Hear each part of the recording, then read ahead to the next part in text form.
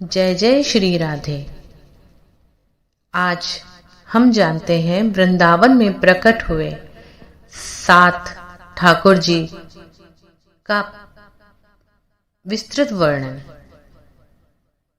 गोविंद देव जी, जो कि इस समय जयपुर में विराजमान हैं, वृंदावन के गौमा टीले से इन्हें प्राप्त किया गया और जयपुर के राजकीय महल में अभी स्थापित हैं। रूप गोस्वामी को श्री कृष्ण की यह मूर्ति वृंदावन के गौमा टीले नामक स्थान से विक्रम संवत 1535 में मिली थी।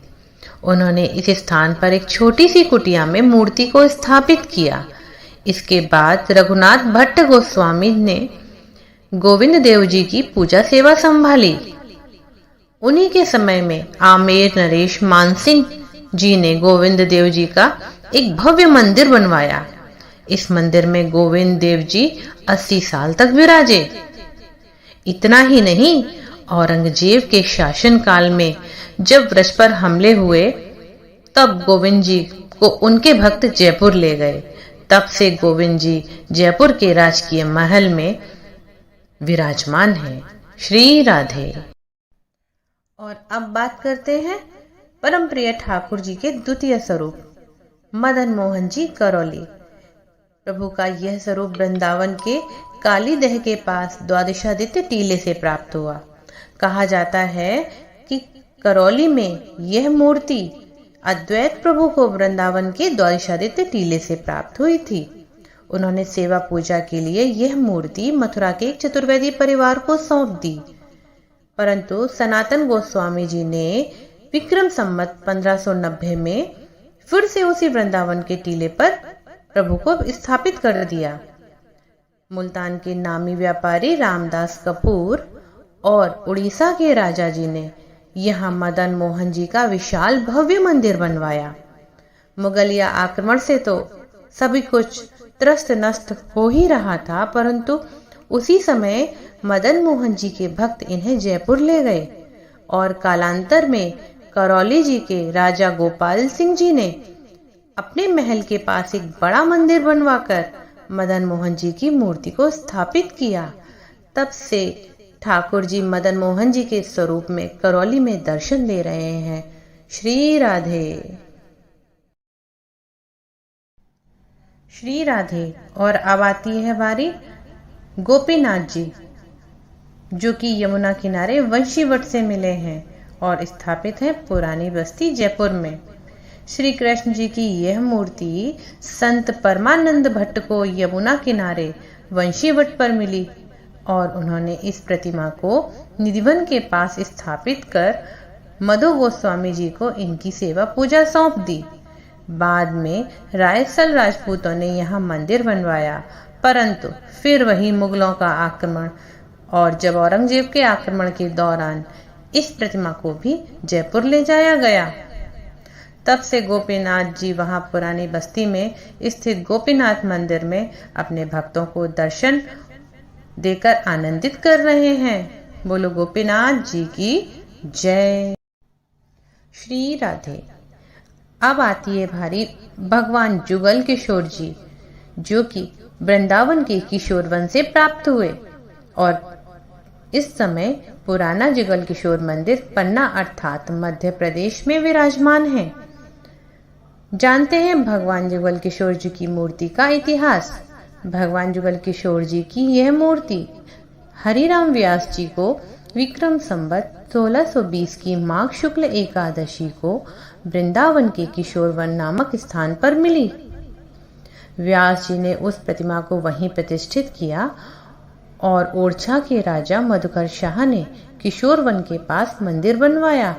यहाँ भगवान जुगल किशोर अनेक वर्षों तक विराजे, परंतु मुगलिया हमले से त्रस्त भारत समय समय पर विघटित होता रहा और फिर हमारे जुगल किशोर प्रभु को उनके भक्त ओरछा के पास पन्ना ले गए।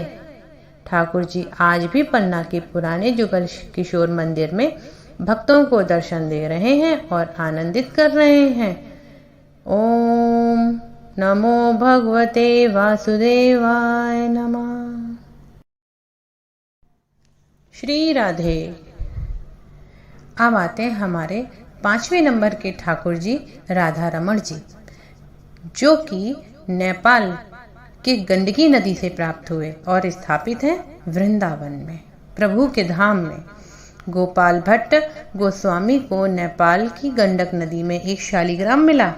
वे उसे वृंदावन ले आए और केसी घाट के पास मंदिर में प्रतिष्ठित कर दिया। एक दिन किसी दर्शनार्थी ने कटाक्ष किया कि चंदन लगाए शालिग्राम जी तो ऐसे लगते हैं मानो कढ़ी में बैगन पड़े हों। यह सुनकर गोस्वामी जी बहुत दुखी हुए और सुबह होते ही शालिग्राम से राधा रमण की दिव्य प्रतिमा प्रकट हो गई। यह दिन विक्रम संवत 1599 की वैशाख पूर्णिमा का दिन था। वर्तमान मंदिर में इनकी प्रतिष्ठापना सन 1884 में की गई। उल्लेखनीय है कि मुगलिया हमले के बावजूद यही एकमात्र ऐसी प्रतिमा है जो वृंदावन से बाहर कहीं नहीं गई। इसे भक्तों ने वृंदावन में ही छुपा कर रखा। इसकी सबसे बड़ी विशेषता यह है कि जन्माष्टमी, जहां दुनिया के सभी कृष्ण मंदिरों में रात्रि 12 बजे उत्सव होता है, वहीं राधा रमण जी का जन्म अभिषेक दोपहर 12 बजे होता है। मान्यता है कि ठाकुर जी सुकोमल होते हैं, उन्हें रात्रि में जगाना ठीक नहीं। राधे राधे राधे राधे। श्री राधे। बारी आती है ठाकुर जी श्री राधा वल्लभ जी की। यह प्रतिमा हित हरिवंश जी को दहेज में मिली थी और स्थापित है वृंदावन धाम में। भगवान श्री कृष्ण की यह सुंदर प्रतिमा हित हरिवंश जी को दहेज में मिली थी। उनका विवाह देवबंद से वृंदावन आते समय चटथावल गांव में आत्मदेव ब्राह्मण की बेटी से हुआ था। पहले वृंदावन के सेवा कुंज में और बाद में सुंदरलाल भटनागर द्वारा बनाए गए लाल पत्थर वाले पुराने मंदिर में प्रतिष्ठित किए गए, परंतु मुगलिया हमले के समय भक्त इन्हें कामा राजस्थान ले गए। विक्रम संवत 1842 में एक बार फिर इस प्रतिमा को भक्त वृंदावन ले आए और यहाँ नवनिर्मित मंदिर प्रतिष्ठित किया। तब से राधा वल्लभ जी की प्रतिमा यहीं विराजमान है और भक्तों के मन को आनंदित। श्री राधे। बांके बिहारी जी, प्रभु श्री बांके बिहारी। जितना बोलूं उतना कम, शायद मेरे शब्दों में नहीं कोई दम।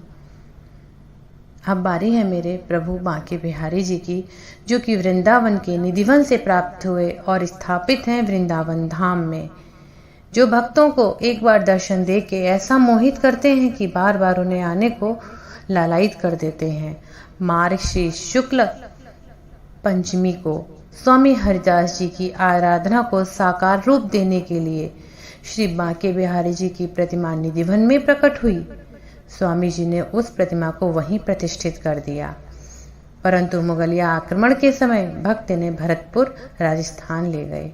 वृंदावन में भरतपुर वाला बगीचा नाम के स्थान पर विक्रम संवत 1921 में मंदिर निर्माण होने पर बांके बिहारी जी एक बार फिर वृंदावन में प्रतिष्ठित हुए। तब से बिहारी जी यहीं भक्तों को दर्शन दे रहे हैं। बिहारी जी की एक प्रमुख विशेष बात यह है कि साल में अक्षय तृतीया के दिन प्रभु के चरणों का दर्शन होता है और साल में केवल एक दिन जन्माष्टमी के भोर में मंगला आरती होती है, जबकि अन्य वैष्णव मंदिरों में प्रतिदिन सुबह मंगला आरती होने का विधान है। परंतु कहा जाता है कि बांके बिहारी हरिदास प्रभु के अनुसार एक छोटे से बालक हैं, जिन्हें अपनी शिक्षा से ही जगने का अधिकार है। हमें प्रभु को नित परेशान न करके जब वो उठे तभी मना लेना चाहिए। श्री राधे। जय जय श्री राधे। इस संपूर्ण जानकारी का श्रेय श्री बांके बिहारी जी वृंदावन के प्रकांड विद्वानों को जाता है। जय जय श्री राधे।